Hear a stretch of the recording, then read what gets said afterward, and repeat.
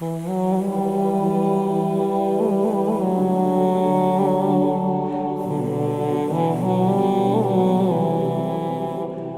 të jetë jeta në xhenet? Si do të realizohen dëshirat tona atje? Abdullah ibn Mesud tregon se profeti, paqja qoftë mbi të, tha: kam parë personin e fundit që del nga zjarri, xhehenemi, dhe hyn në xhenet. Mendoni pak për këtë njeri. Transmetohen disa rrëfime në lidhje me të. Ky është personi që ka pasur më pak besim në zjarrin e xhehenemit, një sasi e vogël e besimit në zemrën e tij, deri në atë mënyrë që Allahu e nxjerr të fundit për të hyrë në xhenet. Por dëgjoje si do ta trajtojë Allahu këtë njeri. Profeti, paqja qoftë mbi të, tha: ai del duke u zvarritur, i kputur plotësisht, dhe shikon prapa në zjarrin e xhehenemit dhe thot: Elhamdulillah, falënderimi i takon Zotit, jam i lirë nga ti. Pastaj Allahu thot: vazhdon dhe hyn në kopshtin e xhenetit. Në këtë rrëfim, ai shkon dhe futet në kopshtin e xhenetit. Por ajo që gjen është se të gjithë njerëzit kanë zënë shtëpitë e tyre. Imagjino, ai kalon nëpër lagjet e xhenetit dhe thot: nuk shoh asgjë. Duket sikur të gjitha shtëpitë janë zënë. Prandaj, ai kthehet prapa tek Allahu dhe i thot: o Zot, njerëzit kanë marrë të gjitha shtëpitë. Nuk ka tabel për shitje. Nuk ka shtëpi me emrin tim. Ç'të bëj? Dhe Allahu i thot: a e kujton kohën kur ishe atje në xhehenem? A ke ndonjë kujtim të kohës? A e di ku je? A e di sa kohë ishe në zjarrin e xhehenemit? A kujton diçka rreth ekzistencës tënde para se të ishe në xhehenem për të gjitha këto vite? A i thot: po. Kështu që Allahu i thot: thuaj një dëshirë. Kështu që ai do të mendoj dhe do të thot: dua diçka që të përfshijë të gjithë mbretërinë e botës. Pra çdo gjë që ekzistonte nga mbretërit që kanë qenë në tokë, duke përfshirë mbretërinë e Sulejmanit alayhis salam, Daudit, Faraonit dhe Karunit. Dua që gjithçka të më jepet mua, o Allah. Dhe Allahu i thot: ti ke atë që dëshiron. Ke të gjithë botën me 10 herë më shumë. Kështu që ky njeri, që sapo ka dalë nga zjarri, ka shumë pak besim në zemrën e tij. Është personi i fundit që futet në xhenet. Nuk mundi as të gjejë një shtëpi për veten në xhenet.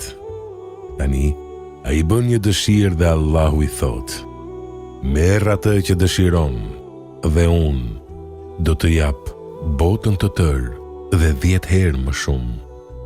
Çdo gjë që ekzistonte në këtë botë dhe 10 herë më shumë. Dhe ai thot: o Zot, apo bën shaka me mua? Dhe ti i je Zoti i botëve. Dhe Ibn Mesudi filloi të qeshte. Dhe ata i thanë: pse po qesh?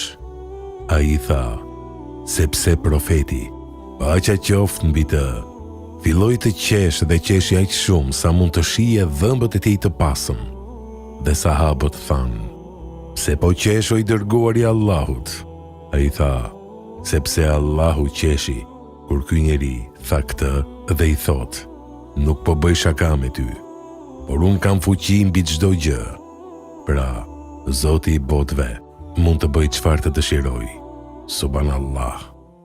Çfarë është xheneti për ty? Mund të jetë ndryshe për çdo njeri, sepse në këtë jetë ne nuk duam të njëjtën gjë, ose nuk dëshirojmë domosdoshmërisht të njëjtën gjë, por duhet të kuptosh se ke të bësh me Allahun që të ka krijuar dhe që e di çfarë të kënaq, dhe po të premton një parajsë që do të kënaq përgjithmonë. Por a do të jetë ajo që të kënaqë në këtë botë e njëjta dhe në xhenet? Në disa raste po dhe në disa raste jo, sepse kemi dëshira të ndryshme në xhenet. Por në një farë mënyre duhet ta dini që xhenetet e dy njerëzve nuk do të duken të njëjtë. Kur Allahu flet për xhenetin në Kur'an, flet përgjithsisht për ato që motivojnë burrat dhe gratë. Pra, Allahu na jep gjëra që i përshtaten shumicës, që përshtaten me përgjithësitë, duke ditur se ka gjëra specifike që besimtarët e ndryshëm burra dhe gra do t'i dëshironin, dhe Allahu nuk do t'i zhgënjej. Kështu që, kur mendojmë për xhenetin, a do të fluturojmë në xhenet me engjëjt? A do të duam të qëndrojmë dhe të pushojmë në një plazh të caktuar me njerëz të caktuar? Nëse je fëmijë, a do të dëshirosh të luash me kartat Pokemon? Çfarë dëshiron në xhenet? Xheneti është çfarë ti dëshiron. Është ai që ti dëshiron. Allahu na thot se në të është gjithçka që shpirti dëshiron dhe syt gëzohen. Dhe ti do t'jesh aty për gjithmonë. Allahu thot, do të kesh gjithçka që shpirti yt dëshiron dhe gjithçka që kërkon. Ebu Hurejra thot, se kur profeti ishte duke folur një ditë, erdhi një beduin dhe dëgjoi se profeti paqja qoftë mbi të po thoshte se një njeri nga populli i xhenetit do t'i kërkojë Allahut që të kultivojë tokën për të pasur mundësinë që ai të mbjellë bim. Pra profeti po na tregon se ky njeri që hyn në xhenet ka pasion për bujqësinë dhe dëshiron të kultivojë bujqësi në xhenet.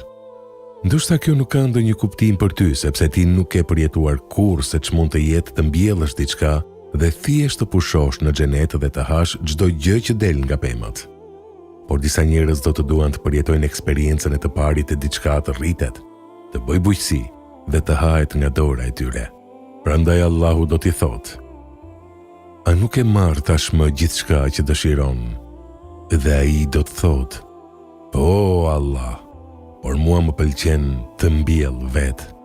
Dhe kështu Allahu do t'i thotë: mirë, mbjelli farat, dhe brenda disa sekondave, bima do të rritet dhe do të piqet, dhe fruta do të çeli në kupa si kodra dhe Allahu do t'i thotë: merr o biri i Ademit ç'të duash, sepse duket se asgjë nuk të kënaq.